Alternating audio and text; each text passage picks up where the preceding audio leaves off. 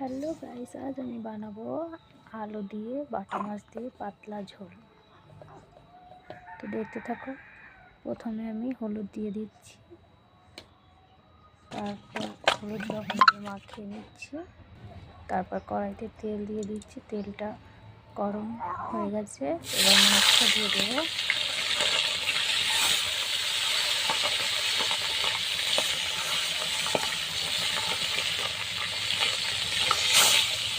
মাছটা দিয়ে দিচ্ছি, মাছটা দিয়ে হয়ে যাচ্ছে। মাছগুলো ভাজা হয়ে গেছে, এবার তুলে নিচ্ছি।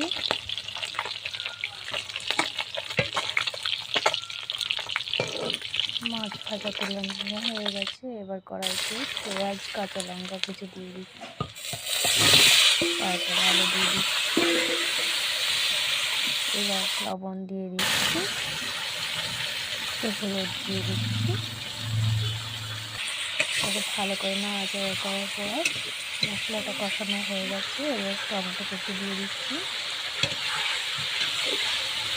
আবারও নাড়াচাড়ার পর দিয়ে দিচ্ছি লঙ্কা গুঁড়ো, জিরে গুঁড়ো। এবার মশলাটা ভালো করে কষিয়ে নিচ্ছি নেড়ে চেড়ে। এবার জল দিয়ে দিচ্ছি, কষানো হয়ে গেছে। এবার জল দিয়ে দেবো।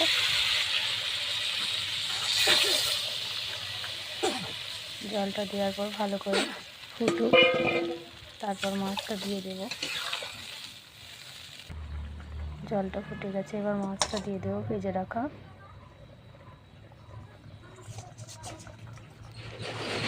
মাছটা দেওয়ার পর একটু ভালো করে নেড়ে চেড়ে দেবো।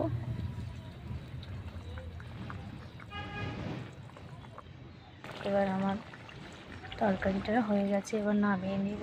তো কেমন লাগলো রেসিপিটা? ভালো লাগলে লাইক কমেন্ট শেয়ার করে দিও।